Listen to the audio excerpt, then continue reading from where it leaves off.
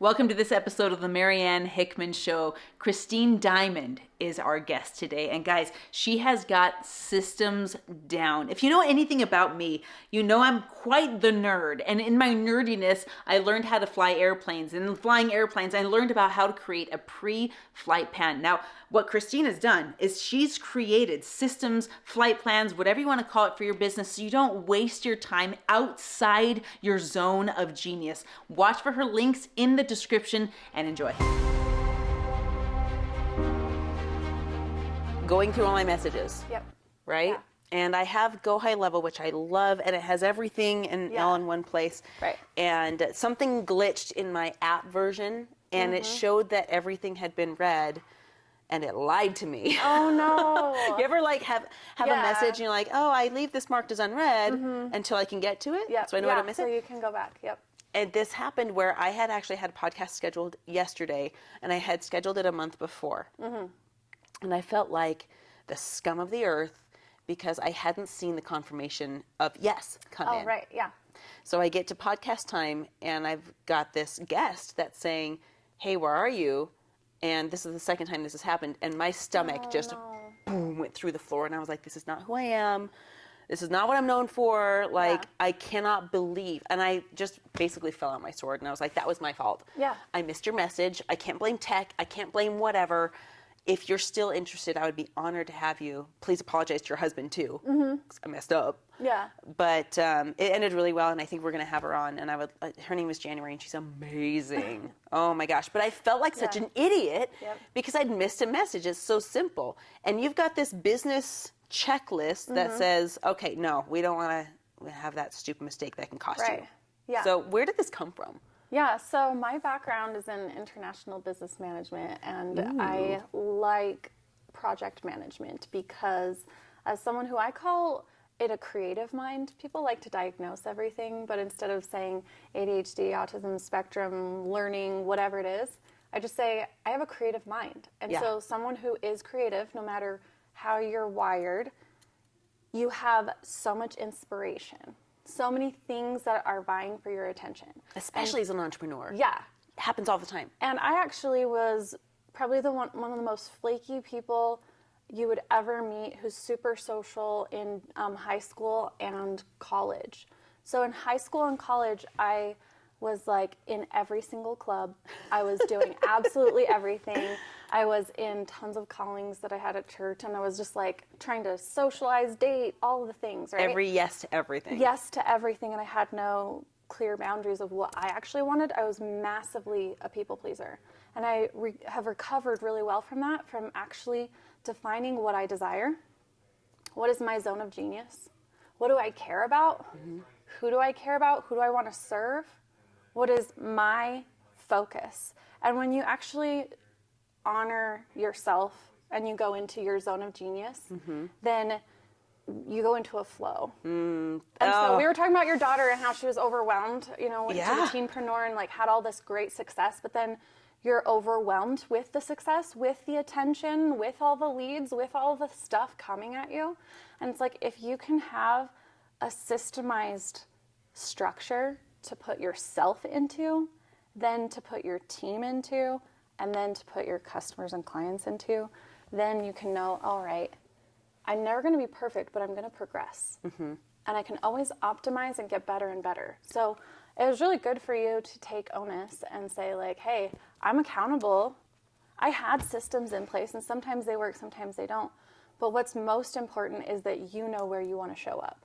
Out of everything that you could do, you're saying, I'm clearly saying no to all of this so that I can say 100% yes to what really matters. Yeah.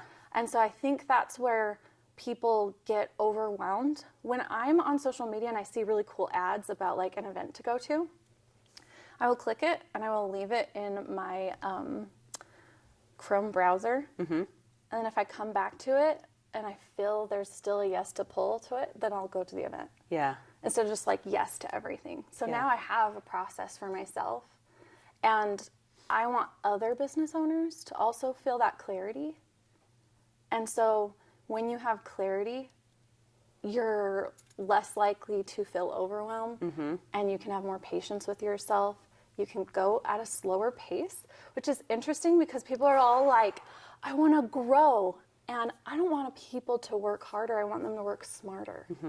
So if we can work more intelligently, then you can go at whatever pace you're comfortable with. So I have this concept that I've been putting together, and I've never really written it down. Yeah. But it seems to be repeating in worlds that I have been a part of and in my own world. Yeah. So when an entrepreneur first starts, it starts with this idea. Yep. Oh man, this is so cool. Oh, and I bet, right, exactly, I could make money with this if I was like really cool with it. And then this idea, one of two things happens. They either stay excited or they adopt someone's baggage, maybe their own, and they say no to it. And in that first phase, I feel like, and this is the theory, I feel like if they're going to pursue it, the first step is the chaos of abundance, where you do start saying yes to everything, right? Yeah. When I was a photographer, years and years and years ago, I started like when I was 12. Yeah. I said yes to every photo shoot I could get my hands on. Every wedding, every new baby, every college, family, whatever. And I was like progressing toward this, and eventually I was like, oh, I hate weddings. Oh, okay. They're so stressful. They're bridezillas and it like, high octane. But okay, babies are a little bit less stressful, but still kind of stressful. And then I honed in and started doing this, where I'm starting to say no. And I really, when I was at the peak of my photography, I was like, I'm a destination travel couples photographer. Yeah. So we go to Bali, we go to Mexico, and we take these amazing pictures. And so I feel like this, here's my theory is, you have to start to say yes to begin with, but it's not permanent. Yeah. And then the most powerful phrase is, no, not right now. And it's after you find this clarity. And when you say no, you're saying yes to whatever is in the smallest, tightest, most powerful vector for your business. Am I crazy? And like, maybe this is already out there and no, people it's know really this, good. and I'm just like, I have to figure this out. And what you're saying actually is why I chose the word harvest. Ooh. So for Harvest Consulting, it's about natural growth. So you want to grow. So when you're starting the business and you're like, hey, I could do everything, then you're planting all of these seeds in fertile soil. You're like, oh, I have so much great ideas. Well, some of the things that were already going to be growing were weeds, and there were other people's ideas. And so then you do, like, they're growing, right? So then you need to weed. Yeah. Then the things that you've decided you want to keep growing, you grow. And once it becomes that little apple tree, you still say, I'm going to prune this even and refine it even further. Yeah. And now it's going to grow. If you have an apple tree that you're nurturing, you need to know that it takes a while for it to germinate and grow, years for you to invest your time and energy into. Yeah. So if you're going to eat and survive and have a livelihood, you need to also have your little vegetable garden where you can have a head of lettuce and that can like cover your bases. So you have a small product that's really easy for people to sample. And then you have something that like, oh, I've loved what you produced. This is really good food for me. This is really good product or service. Yeah. And then they can sample a little bit more, and then they can sample a little bit more. And you refine and refine and refine what you provide for people based off their feedback. So with Harvest, it's like, that's exactly how it's evolved. Yeah. As I started helping real estate investors to be able to manage their projects. And all I said was, hey, I know how to manage projects. I'll help you as like an asset manager. I'll help you with your project management. And I'm sure people are like, oh, good, somebody else to do that. Yeah, and then like general contractors were like, I don't know how to talk to my accountant and tell them what I need to do. I don't have any contracts with my subs. I don't, I mean, that like, terrifies me. Basic like administrative paperwork stuff. And that's where the Zone of Genius idea came. I was like, yeah, define this for us, because this is a really cool catchphrase. It really is. And so have you heard of the term in Japanese, ikigai? Yes. Okay. I just watched this Blue Zones documentary. Have you seen that? Yes, Blue Zones of the longevity. Do you see this? Okay, oh we're going to have so much fun to talk about those. Oh, okay. I've never gotten a tattoo, but I think that... Yeah, ikigai's amazing. My first one. Okay, define it for those who've never heard of it. So that's why I translate it to Zone of Genius, because if you just say ikigai, people are like, what in the world did is you just that? Fart? Yeah, like, what's that word? So it means there's a Venn diagram. It's really pretty. It's 4 circles and then the sweet spot. Right. And so it's your passion, your mission, what you're called to do, what you can get paid for and what you're skilled at.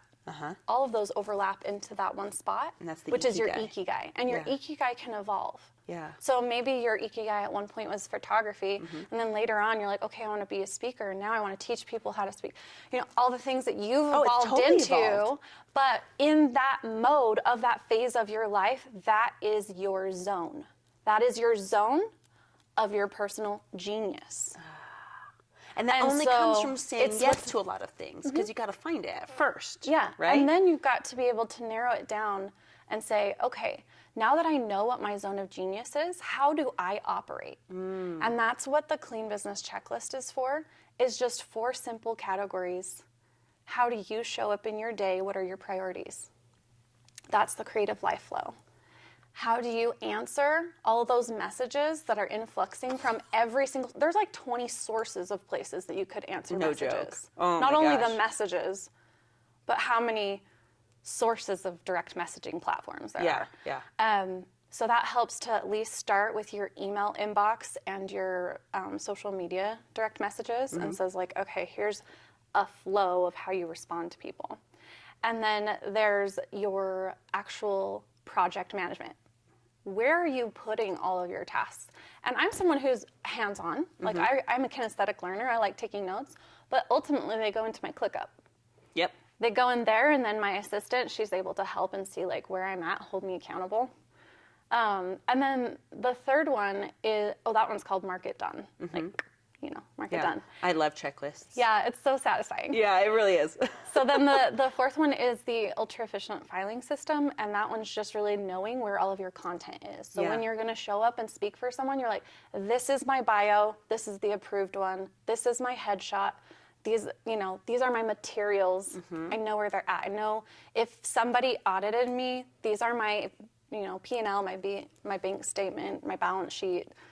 You know where things are. And generally for entrepreneurs, that's not the fun part.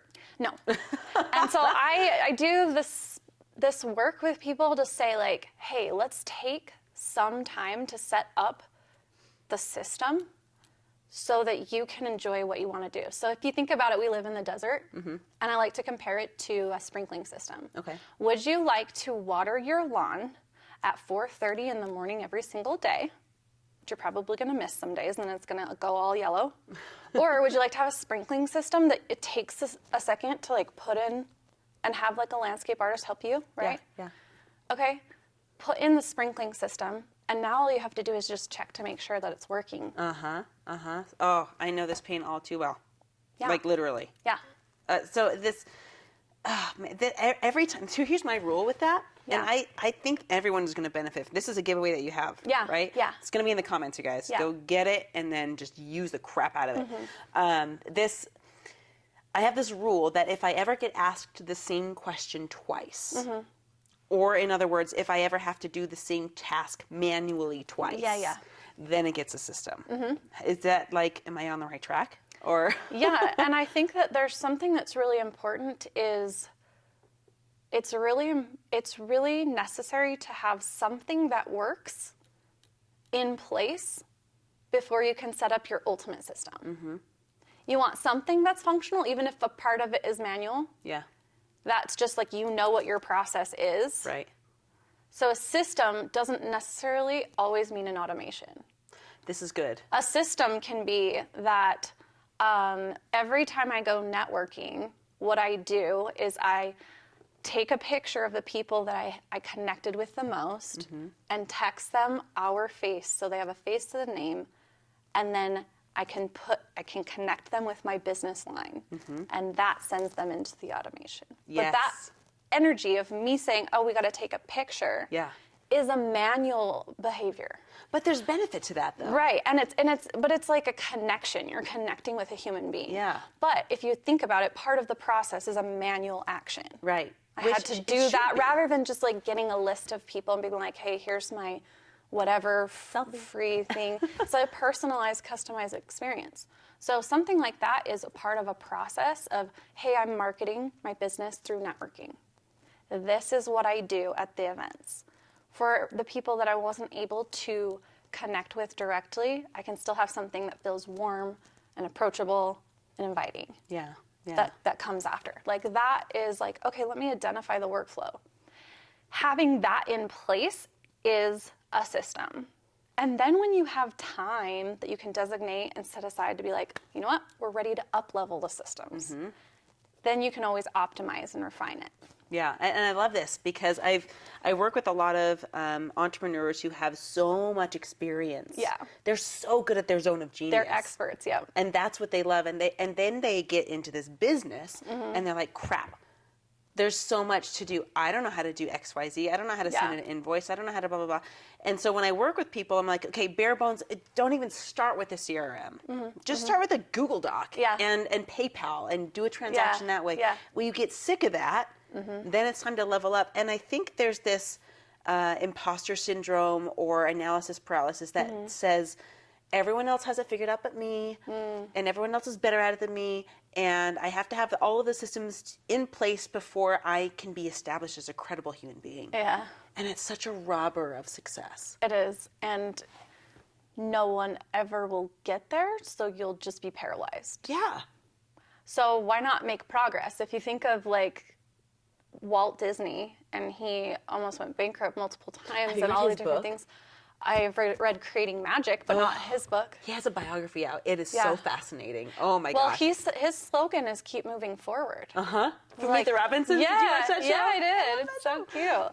And so that's the thing is like, okay, when you are an expert, you're essentially like a mathematician. You're amazing at your craft. But you may need to have a math teacher come into your business to help you, especially if you're trying to offload something that you are the visionary of to a doer who's like a virtual assistant or a team member. You need to document your process so that then they can do it. That's in the E-Myth. That is standard. That is not just me talking. Like, that is necessary for any next level of growth. When I'm going to the Grant Cardone 10X Growth Conference, in their little tiers, I'm in the 7-figure accelerator program, and they're like talking about the growth tiers. If you want to grow beyond 200,000 to 1 million, you have to systemize and document your processes and start offloading either to a person or an automation so that you can stay in that zone. Yeah. Do what you do well on repeat. Yes. Oh, that's like a T-shirt right there. Yeah. Do what you do well on repeat. We just did this today where we onboarded a new piece of software to do. We were doing manual editing of a lot of our videos and stuff. Yeah. And because we liked it, we tried some AI stuff. It made it really weird, like 12 hands or whatever. Yeah. And then we found this new piece of software after we found our groove, and we thought, which software mimics our groove the closest? Yeah. And we're like, oh, this one. I literally had this conversation with Richard. I'm like, we need to hire this out because this is the biggest bottleneck we're experiencing, or we need to hire a piece of software. Yes. And hiring a piece of software for $40 a month was the answer. And we're like, hallelujah. Yeah. We've systematized it. And now when we hand that to, if we do hand it to a person, we can say, here's the software, here's your, I call it a flight plan. Oh, yeah. So a big nerdy pilot, and you have to check all the things. And I was talking with Sean about this yesterday, about the flight plan that Grant Thompson made with his YouTube channel. Top 10 YouTubers in the world. And he had a flight plan for uploading and recording every video. And you've got one for business. That is, and yours. All the templates. It's yours. Yeah. Boom. Yep. And in addition to the Clean Business Checklist, those that are in the real estate investing industry, I have a specific guidebook that's called the ROI Revolution. Ooh. And so that one talks about a little bit more specifically to real estate investors, general contractors, and tradespeople, how they have such big projects and multifaceted groups of people involved, that we could go into detail on that. That would be cool. But I actually want to shift gears a little bit, if I can. Yeah. So I love to talk about family with entrepreneurs, because there's a tug of war when it comes to this myth of balance. I don't believe in balance. Yeah. Have you ever stood in the middle of a teeter-totter and it's like really hard? Yeah. When you're trying to balance everything, it's easy to drop stuff. So do you use this kind of mirrored system for your family? Yeah, so I have a little daughter. She's 7. Oh. And I have an awesome boyfriend. My cousin lives with me, And with my own life, I feel like it's really important to call it like harmony. That's the word I use. Yes. Yeah, it's harmony and it's synergy and it's an ebb and flow. So if you think about being a human being, it's kind of like we're a fish in a school of fish. Mm-hmm. And so sometimes you're closer to your best friend and sometimes you don't see them for a long time and you're just kind of like flowing around. Mm-hmm. But you're all a part of this collective group. So we're a part of the society, right? I'm a part of my family unit, but first I'm a part of me. Mm-hmm. So I'm my own companion. I will always be with me. I've always been with me. And no matter if there is an afterlife or whatever, I am with me. So I better like myself first and know how I operate, know what I want, know what's important to me, what I value, what are my ethics, what are my priorities. And actually, personally, last year I picked it. I went through a big pruning. Wow. A huge pruning because I was super eclectic with all my interests. And I said, okay, for my livelihood, I am focusing 100% on stabilizing harvest consulting. For my family, I am deepening the relationships I have with those that are my closest circle. Yeah.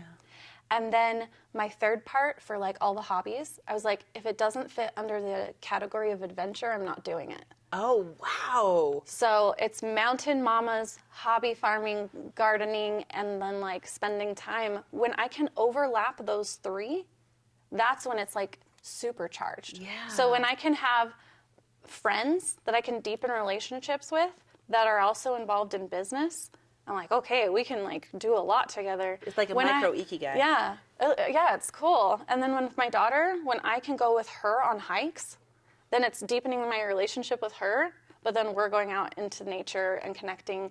She even said this last weekend, she's like, Mom, when can we go camping or hiking again? Because I love it and I love you when we do it. Oh, and I was how just like, cute is she's that? so sweet. And she really is such a good advocate for herself. She's 7 years old and she has seen me advocate for what I desire and what I want in my life and how I prioritize. And she sold me on getting her in the middle of the first grade school year to get into the Chinese immersion program. What? I was resistant. She would have been 6 at the time. She's 6, and she's like, Mom, I want to do the Chinese immersion program. And I'm like, well, I know Spanish, and your dad knows Spanish, and like, we could just teach you. And she's like, no. When I'm this young is the easiest time for me to learn one of the most difficult languages. I better learn it now because Spanish is easy, and you can teach me whenever. This is my 6-year-old daughter. I'm like, she's so far. Wow. So I'm like, okay, if you're serious about that, then we need to support you. So I said, okay, when you go to your dad's home, like this is how, he lives with his parents. So I basically like co-parent with his mom a lot. Yeah. And I'm like, okay, yeah, it does. Yeah. And so she is like, okay, here's the Chinese matrix program that they have to sign into. Yeah. Well, I signed into it with her. And we went through fruits and family and numbers and all that. In the first week of her class, she was so excited because she chose in. Yeah. I wasn't pressuring her to do something super advanced. Because she chose in and she saw my model of like living in my zone of genius, choosing what I care about. She's doing that too. In the very first week, she learned the pattern of counting from 1 to 10, and she could count to 100 in Chinese. 3 days As in. a 6-year-old. As a 6-year-old. There's I'm not like, even... who is this Sophia? I'm like, I'm gonna just like promote my daughter and be like, girlfriend, do whatever you want. But like that's Gen Alpha. So I wasn't even. I was asking someone else. I'm like, what? I don't even know what. Yeah. So we start over on the alphabet. And it's like everyone's talking about Gen Z because their next ones they're going to be adults, but it's like Gen Alpha, watch out. She's 6 and that's what she's already doing. Good for her. We need that. We need her.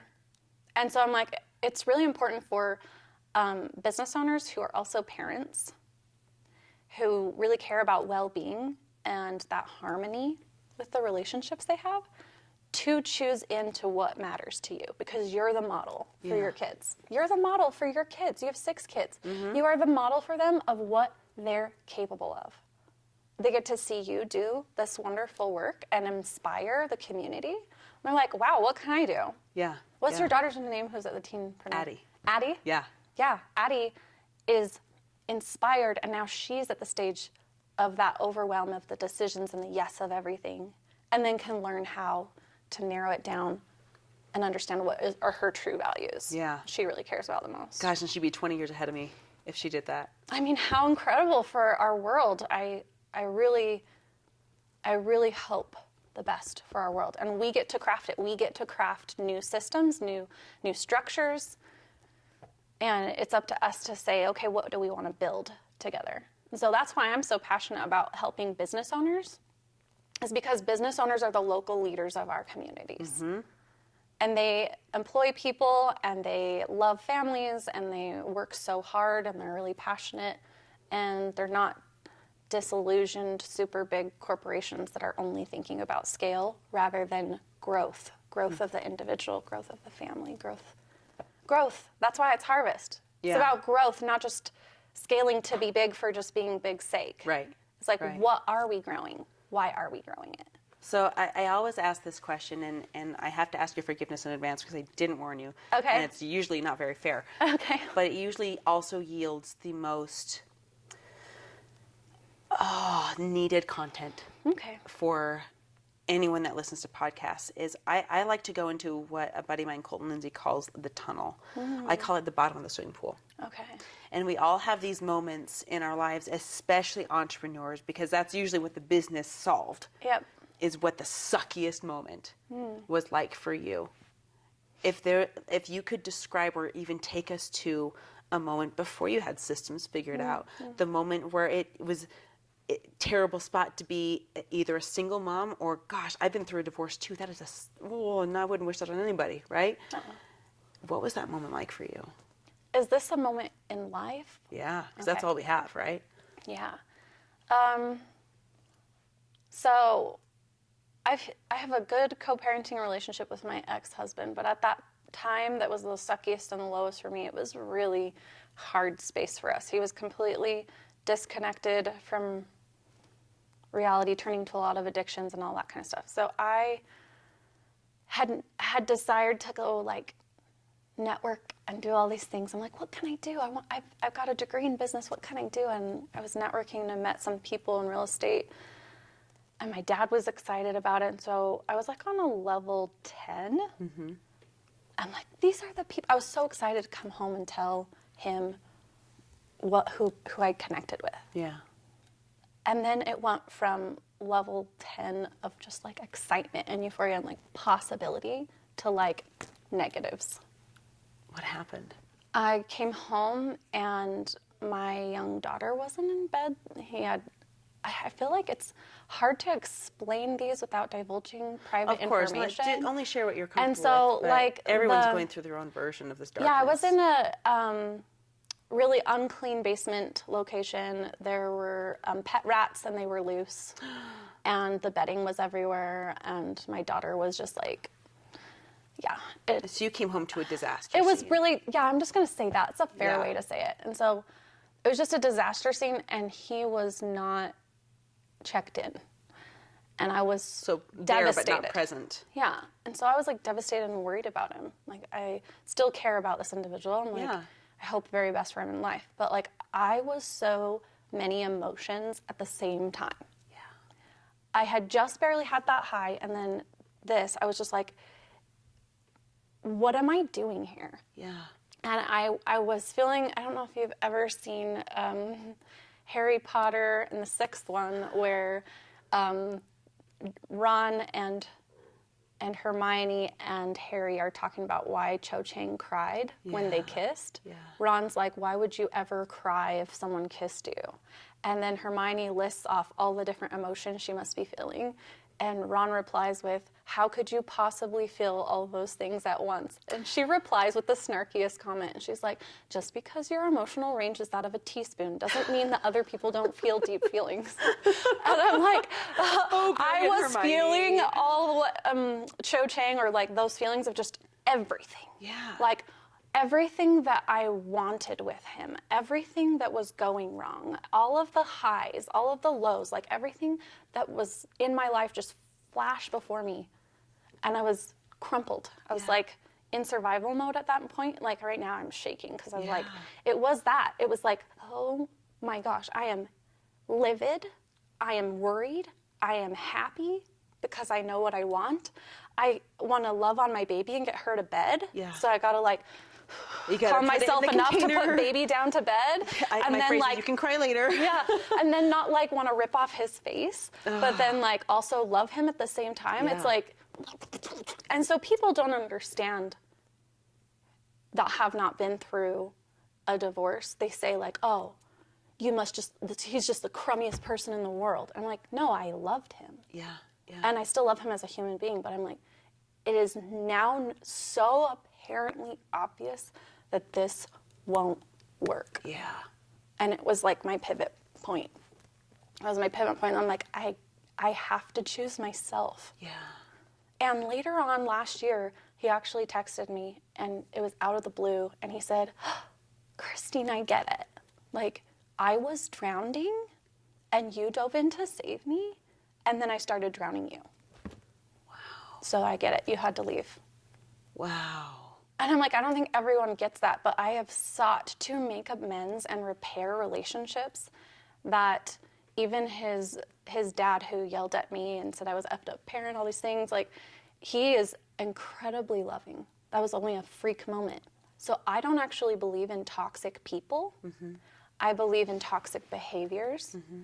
That then if people choose out of them, they can heal, you can heal. Yeah. If they don't choose out of those toxic behaviors, you need to remove yourself. Yeah. And so, like, I'm like really angry in how I'm saying this, but in that moment, I was just crumpled. I was like, after everything was done in the evening, I cried for hours. It was probably really good for you. Yeah, it was good, because like know? I didn't actually let myself cry for a lot. And then we had 6 people that were close to us die during our 7 years of marriage. So it was like grieving. And so when I divorced, I finally got to grieve those people because they were his family. Wow. Does that make sense? Yeah. Like, they were his family, so he knew them longer. But it was my sister-in-law, it was my cousin, it was my friend, different people. And so finally, I got this respite. I've been in my home for 4 years, and I got this respite to breathe. Yeah. And to just, and now I'm going to turn 35 this year, Yay. next month, and every 7 years, you're a new person. I know. Oh, your my gosh, eyeballs so are the last ones to change. And so what I learned is my daughter is 7. My birthday is on April 7th. It's the spring equinox now. Uh-huh. And I'm in my 5th renewal. So 35 is 5 times 7. Uh-huh. My 5th renewal of life. I'm in my 5th renewal, and I feel like I'm entering the 2nd act. So if you're like 30 years, 30 years, 30 years, it's like 90 years of life-ish, right? Right. I am entering my 2nd act. I'm entering the 2nd act. So it's like in Lord of the Rings, here's the Fellowship, and here's the next one. It's like, here's the second big book. Yeah. This is not just a new chapter, it is a new act. And I feel like I just want to embolden business leaders to step into that version for themselves too. I walk the walk, they walk the walk. I'm not perfect, they're not perfect. It's actually a safe space to come and have me help you clean up your business. I don't judge. It's all just like, hey, we're real people and we want to make good impact in the world. So I'm so grateful to you for sharing that. Yeah, it was a hard time. And I think that's where back to Lord of the Rings, that's the hot fire in which we are forged. Yeah. And that's when the beauty, but it has to burn hot, and the oven sucks sometimes. Yeah, do you know that quote in Lord of the Rings when Frodo and Sam were talking to each other? Tell us. And Frodo was giving up. He's like, why are we doing this, Sam?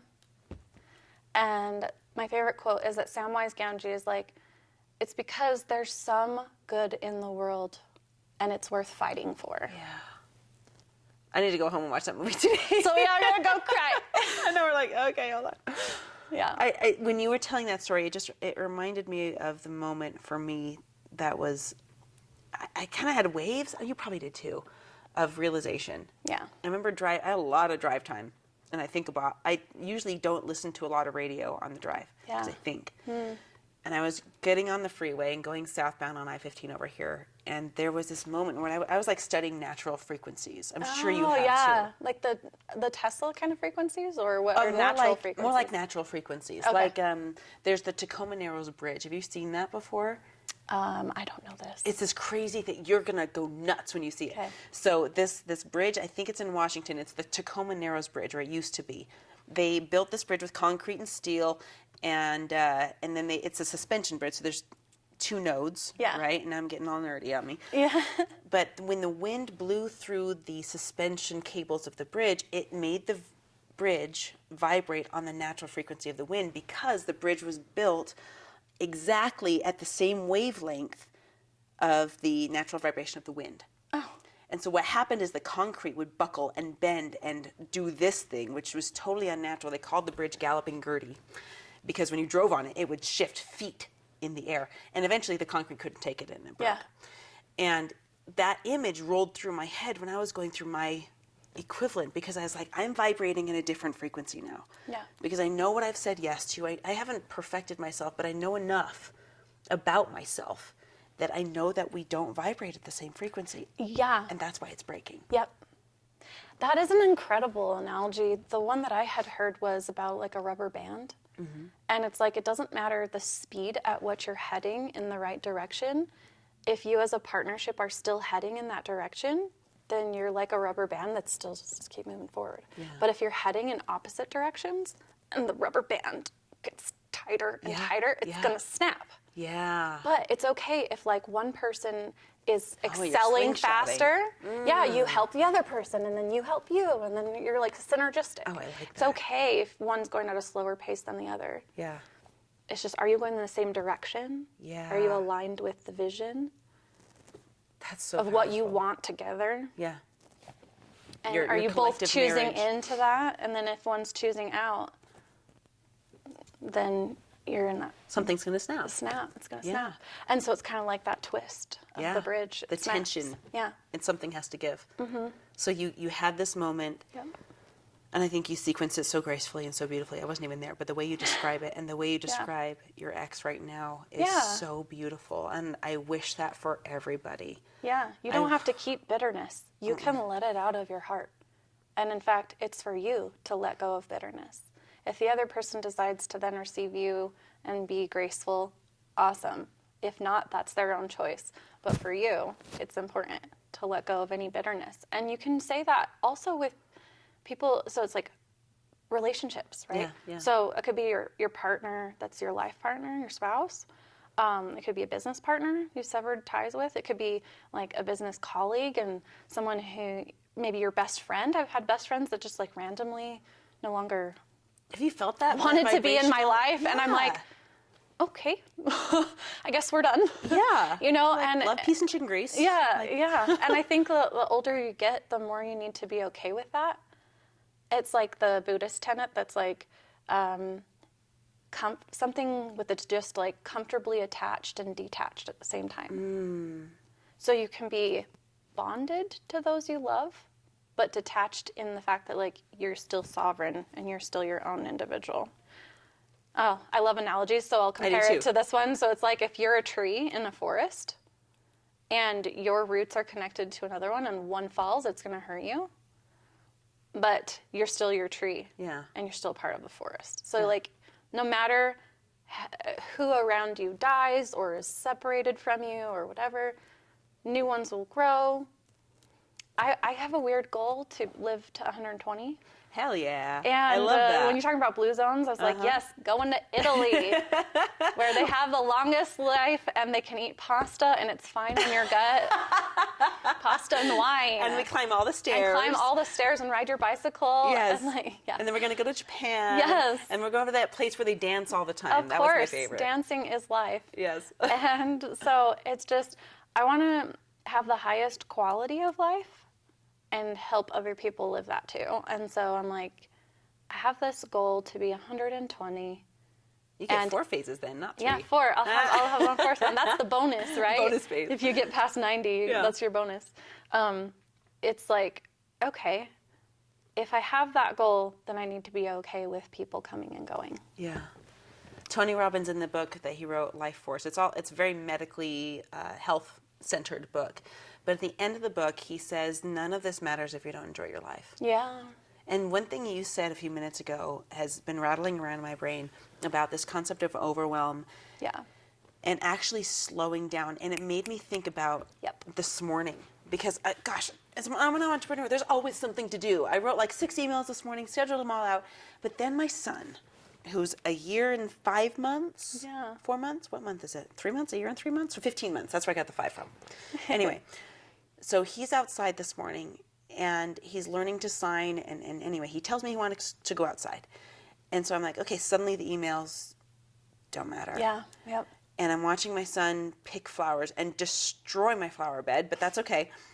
And I felt this, if what you said could be a mental flavor, that's what it was. Ooh, a mental flavor. I slowed down, and I was like, this harmony dictates that the emails don't matter. What matters right now is watching this boy as he discovers the planet. Is that what you're talking about? Yeah. Yes. And yesterday, today's Friday? No. Yep, yesterday I went to the chiropractor, and I sat down.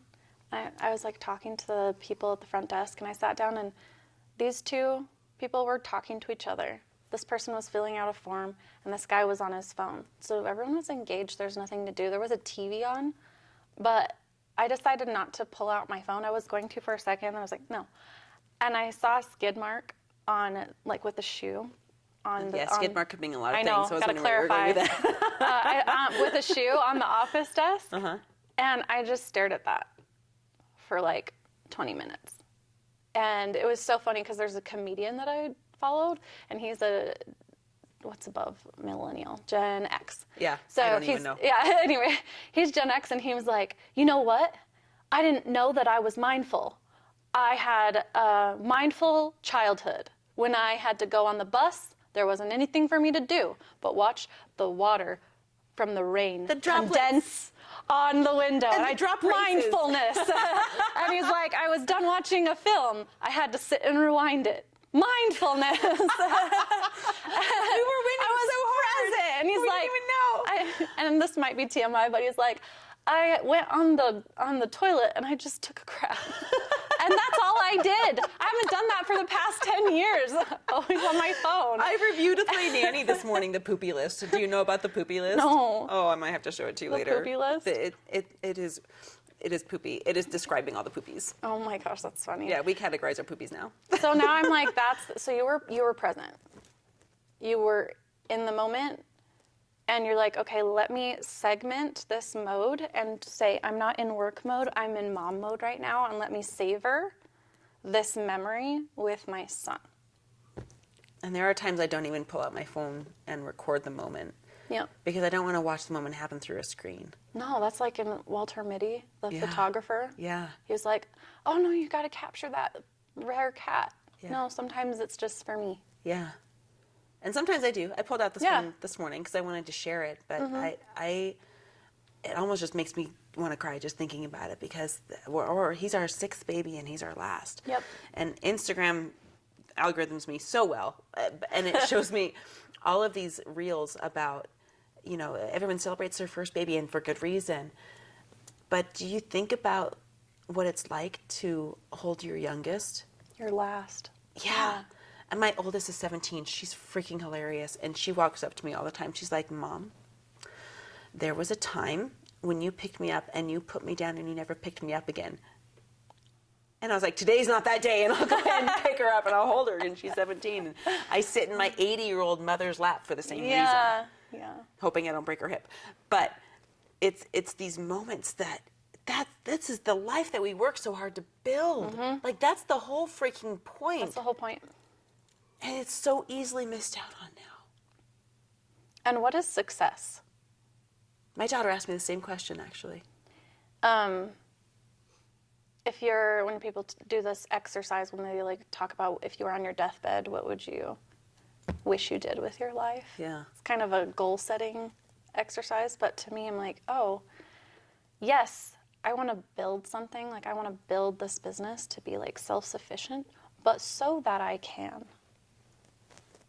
As a tool to serve the community, as a tool to give from my heart, as an ability for me to give to charities I care about, as a way for me to show my daughter how she can do great things, like so that I can. Yeah. It's not just like, and because people who have great wealth of financial wealth, if they're not wanting to grow the other areas of wealth, then what is it for?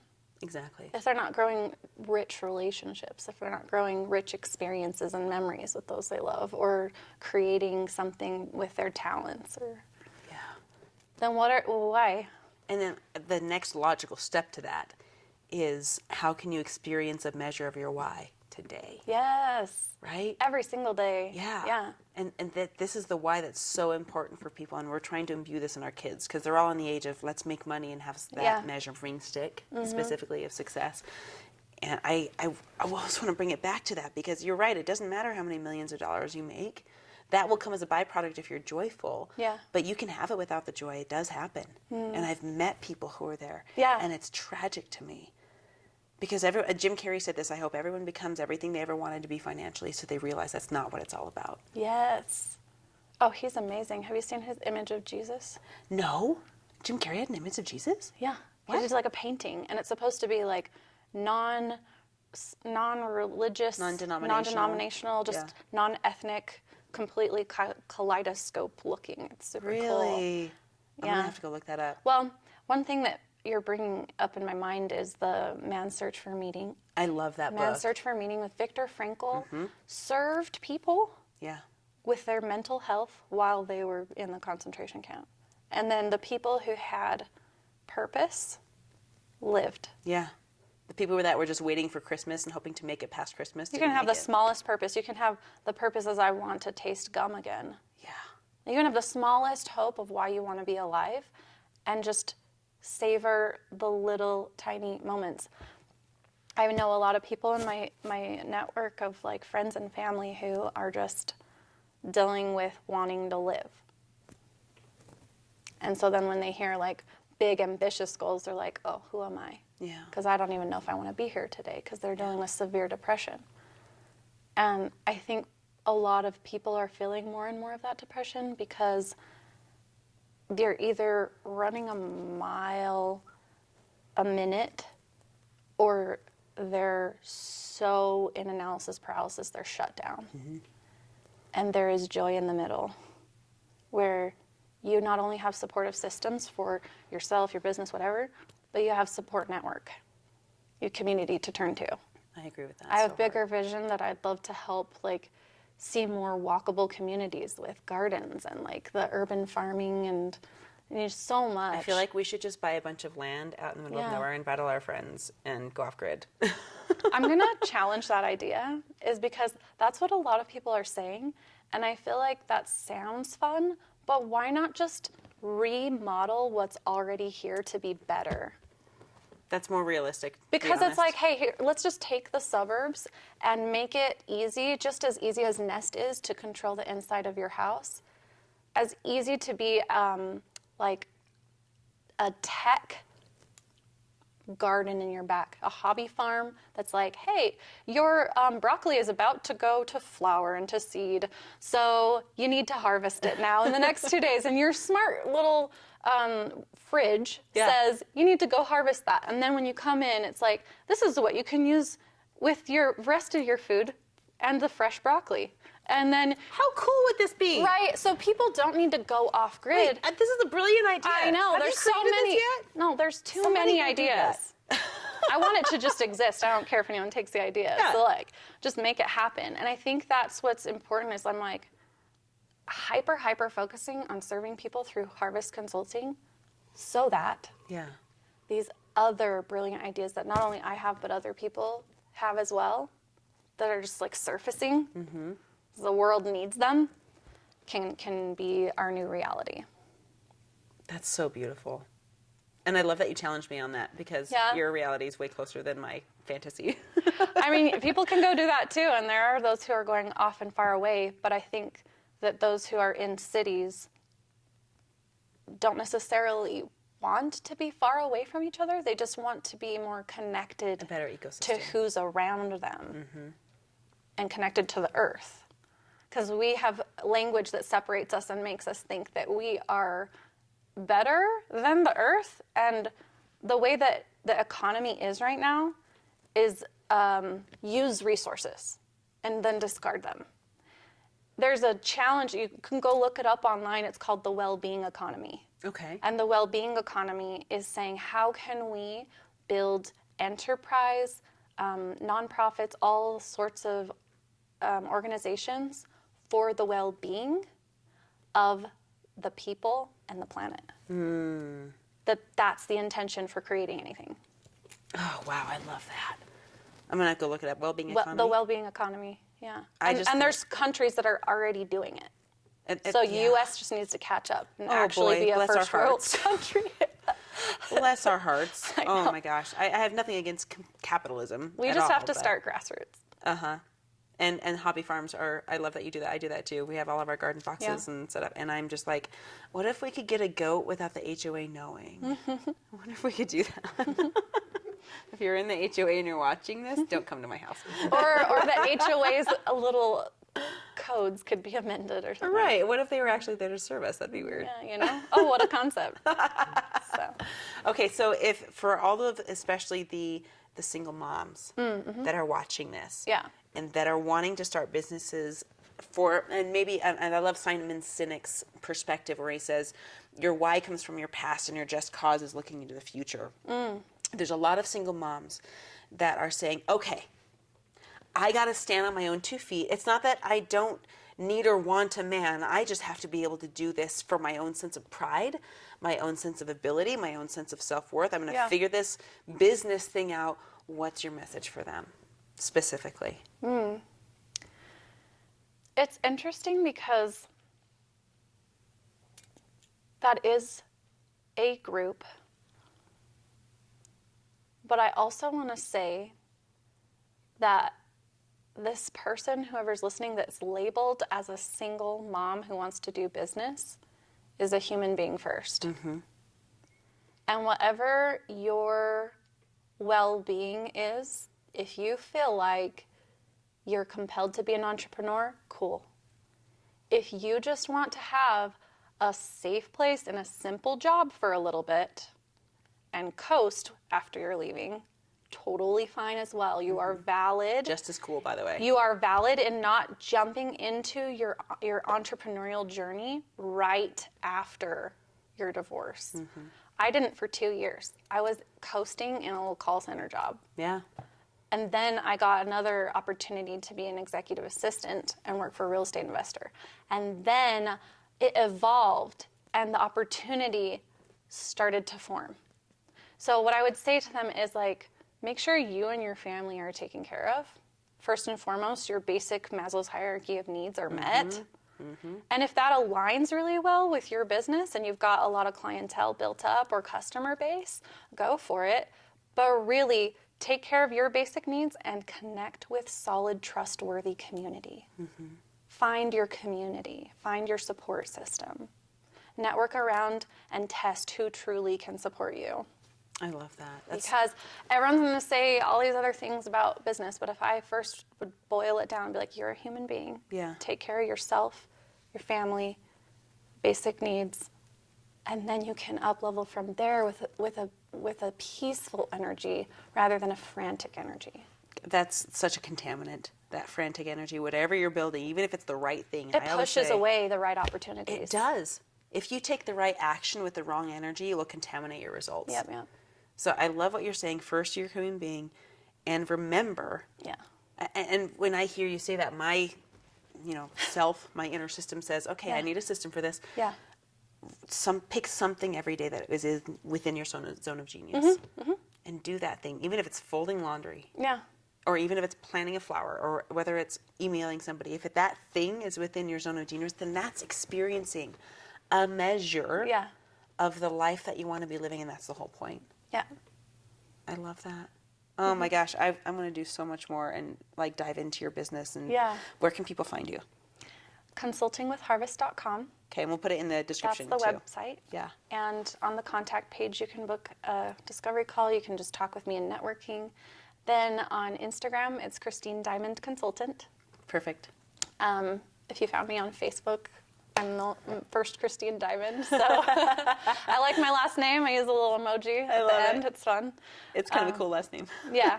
So that's where they can find me. And then we'll gift anybody who reaches out the Clean Business Checklist or the other ebook. That's so generous of you. Thank you. And thank you for being here. I can't wait to see what we create together. We met just online, and then we got to meet in person, and then I was like, oh, there might be something really cool. Yeah, I think we have a lot that we can get excited about. Yeah, for sure. Well, thank you for being here today. Yeah, thank you. Yeah. See you guys in the next episode.